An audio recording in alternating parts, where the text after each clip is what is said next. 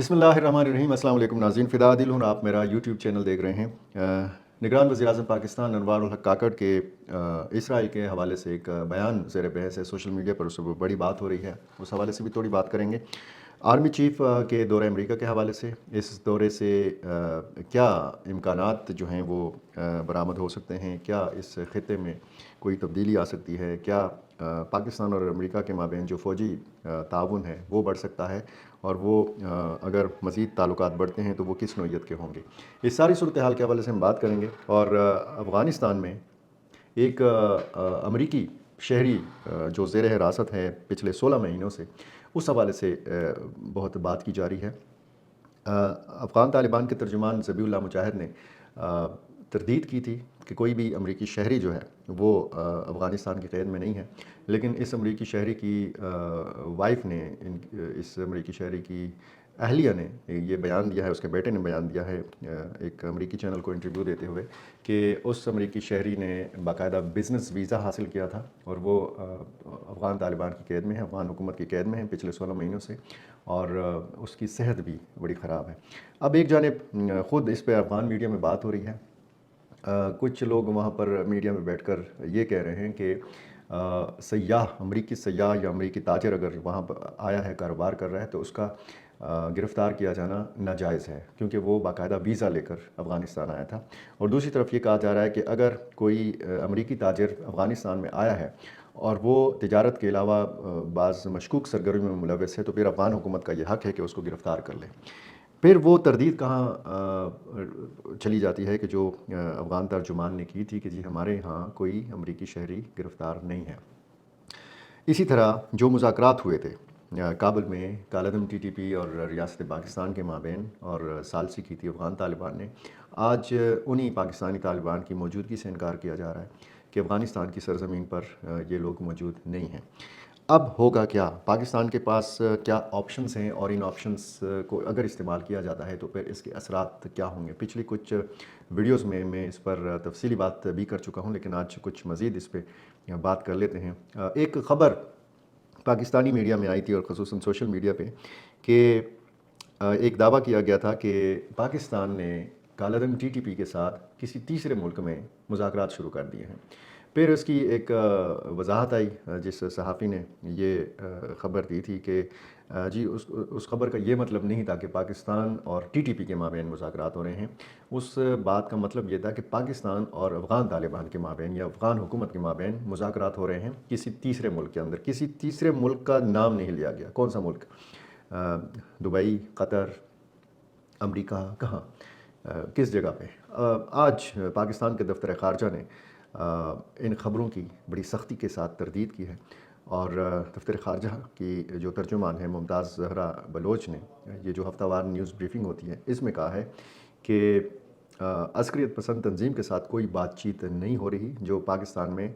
हालिया होने वाले बड़े हमलों की ज़िम्मेदार है। एक सवाल के जवाब में उन्होंने कहा कि टीटीपी से मुज़ाकरात की ख़बरों या क़यास आराइयों की सख्ती से तरदीद करते हैं, बिल्कुल कोई बातचीत नहीं हो रही। तर्जुमान दफ्तर ख़ारजा ने एक बार फिर पाकिस्तान के इस मौक़िफ़ को दोहराया कि अफ़गानिस्तान की अबूरी हुकूमत अपनी सरज़मीन पर मौजूद अस्करियत पसंदों के ख़िलाफ़ कार्रवाई करे। अब ये जो पाकिस्तान का मुतालबा है, इसके रद्द-ए-अमल में अफ़गान हुकूमत की सरदमहरी जो है वो बढ़ रही है। एक रद्द-ए-अमल दिया जो डेर इस्माइल ख़ान का वाक़या हुआ, और उसके बाद जब अफ़गान नाज़िमुल उमूर को तलब किया गया, उनके सामने एहतजाज किया गया, और डेर इस्माइल ख़ान वाक़ये में बताया गया कि जी ये प्लानिंग जो है ये अफ़गानिस्तान के अंदर हुई है, तो फिर अफ़गान हुकूमत के तर्जुमान ज़बीउल्लाह मुजाहिद ने ये यकीन दहानी कराई कि अगर शवाहिद फ़राहम किए जाते हैं तो हम इस वाक़े की तहकीकात करने के लिए तैयार हैं। लेकिन इस वाक़े से अफ़गान सरज़मीन का कोई ताल्लुक़ नहीं, ये उन्होंने कहा था। ऑप्शंस के हवाले से भी मैंने आपको बताया था, और ऑप्शंस जो है वो जिस तरह खोस्त में पाकिस्तान एक बार कर चुका है फ़िज़ाई कार्रवाई, और इसी तरह फ़िज़ाई कार्रवाई जो है एयर स्ट्राइक्स, इसका इम्कान ज़ाहिर किया जा रहा है। लेकिन साथ साथ ये जो ख़बरें हैं, या ये जो इत्तलाआत हैं, या ये जो इम्कानात हैं, इसके फिर असरात के हवाले से भी बात हो रही है। अगर पाकिस्तान एयर स्ट्राइक करेगा अफ़गानिस्तान के अंदर तो इसका क्या रद्द-ए-अमल सामने आ सकता है? अफ़गान तालिबान क्या रद्द-ए-अमल दे सकते हैं, और जिन पर ये कार्रवाई की जाएगी वो फिर क्या रद्द-ए-अमल दे सकते हैं? کیا اس شدت کا رد عمل دینے کی صلاحیت افغان طالبان یا پاکستانی طالبان میں ہے کہ جس حوالے سے خدشات ظاہر کیے جا رہے ہیں؟ اگر پاکستان ٹارگیٹڈ کارروائی کرے گا تو پھر پاکستان اور افغانستان کے جو معاملات ہیں وہ کس حد تک مزید خراب ہو سکتے ہیں؟ ان امکانات پر جو ہے وہ بات کی جا رہی ہے۔ پاک افغان سرحد کی مکمل بندش کے حوالے سے اب یہ ممکن ہے کہ پاک افغان سرحد کو مکمل طور پر بند کر دیا جائے،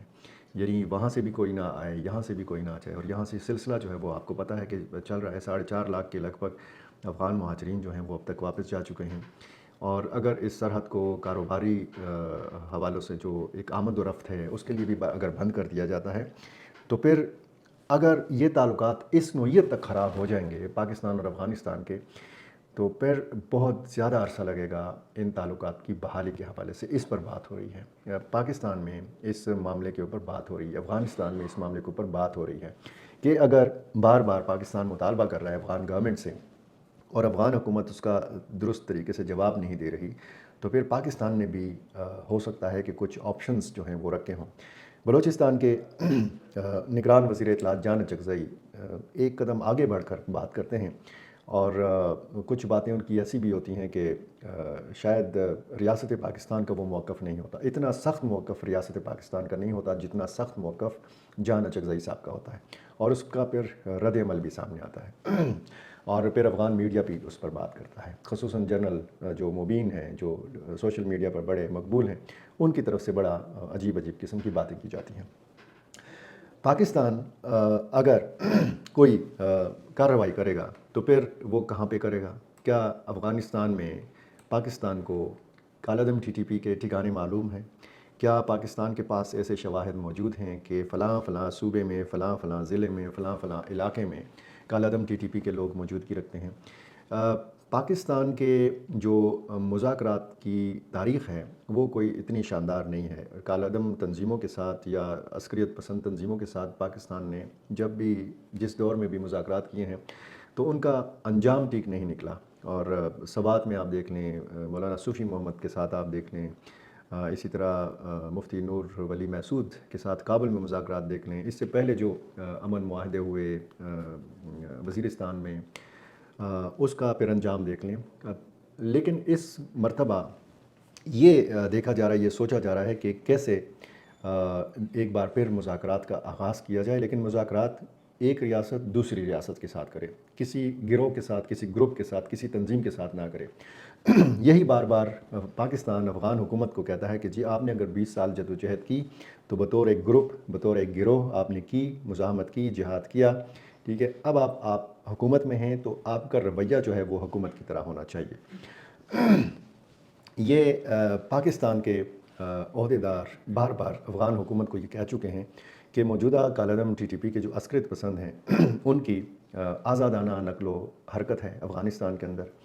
اور وہ پلاننگ کرتے ہیں پاکستان پر حملہ آور ہونے کے لیے۔ یہ پاکستان کا الزام ہے، بہرحال اس کا جواب تو افغان حکومت نے دینا ہے، لیکن جس طریقے سے سلسلہ ہے پاکستان میں، ایک تو الیکشن کا زمانہ ہے، الیکشن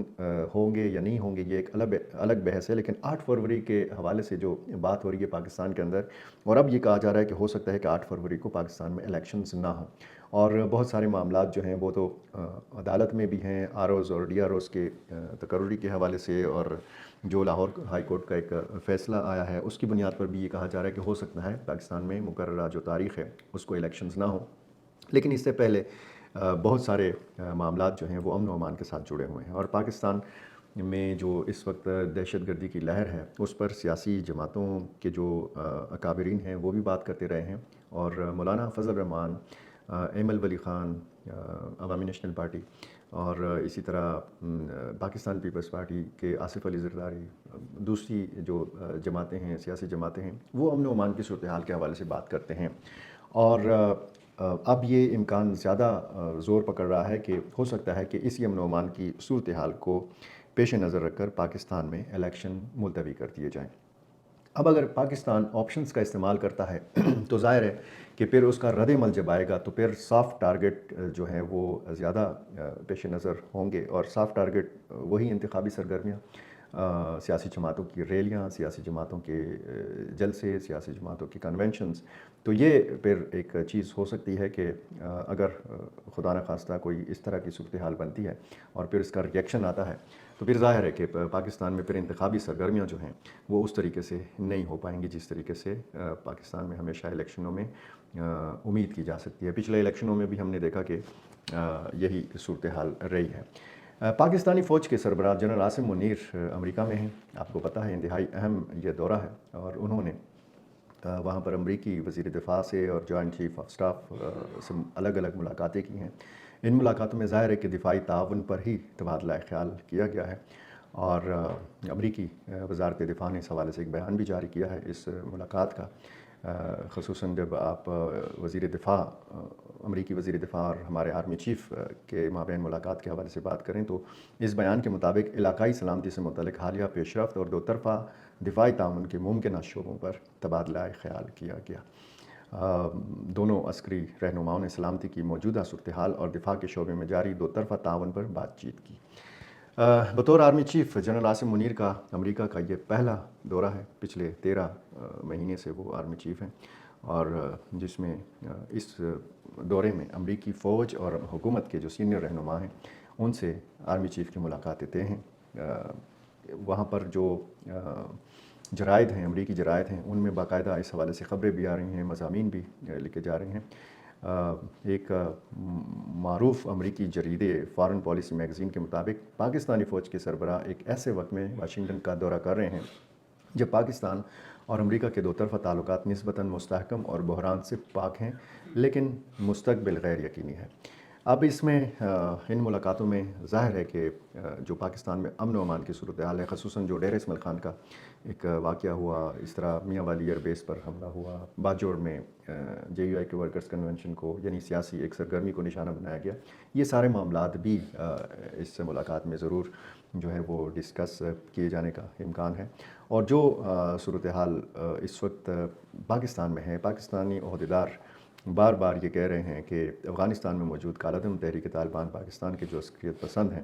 وہ پاکستان کی سلامتی کے لیے ایک بڑا خطرہ ہے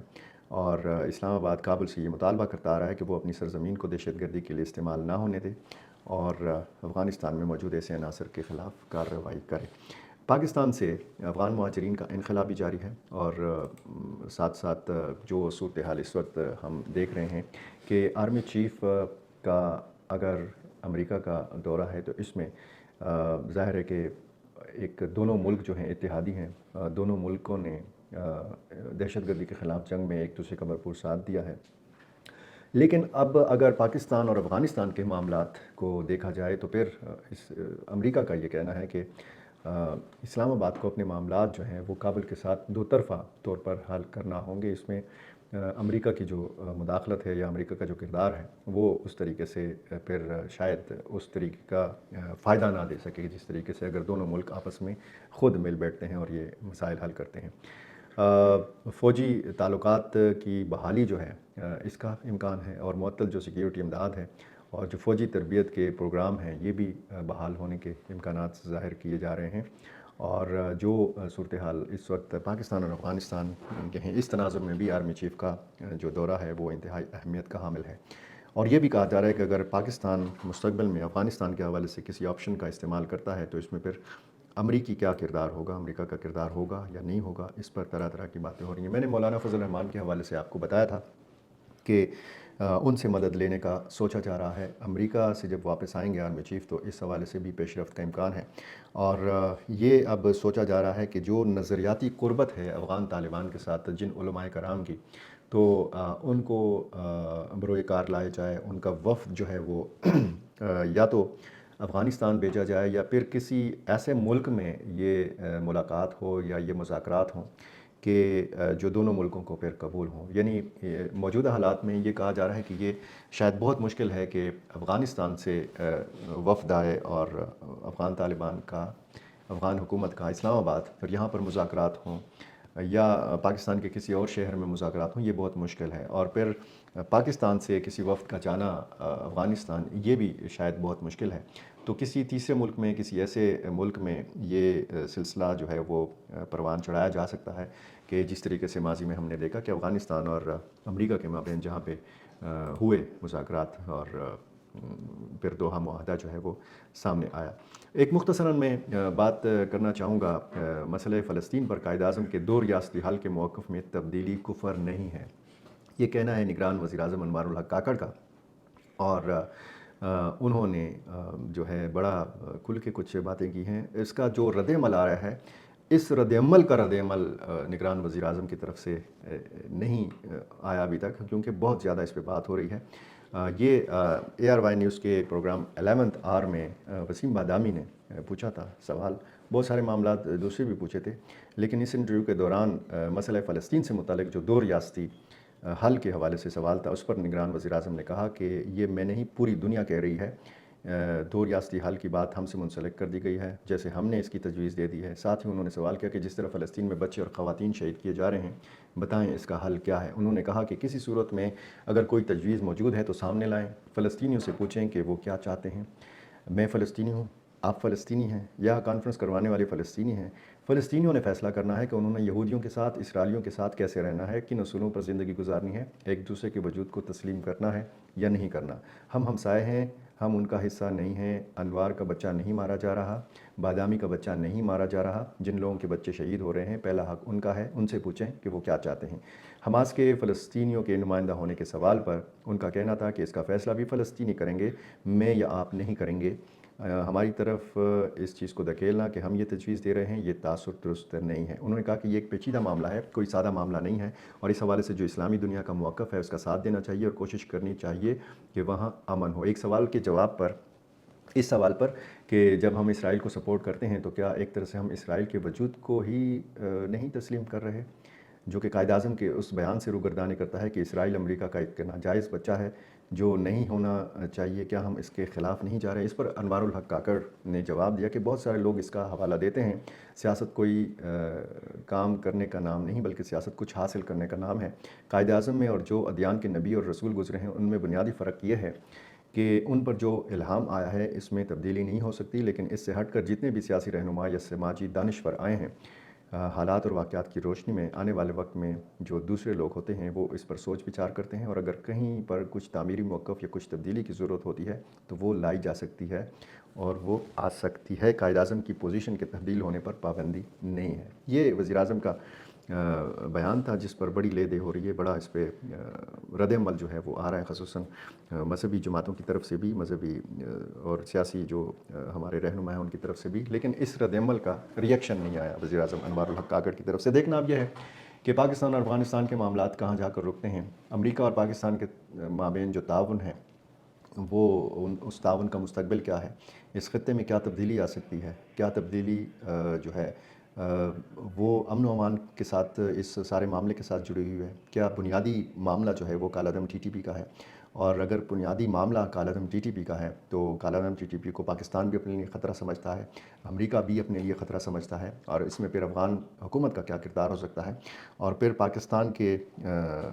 لوگوں کا کیا کردار ہو سکتا ہے، خصوصاً مولانا فضل الرحمان کے حوالے سے جو میں نے آپ کو بات بتائی تھی، وہ کیا کردار ادا کر سکتے ہیں۔ آنے والے کچھ دنوں میں یہ تصویر بھی بڑی حد تک واضح ہو جائے گی۔ بہت شکریہ۔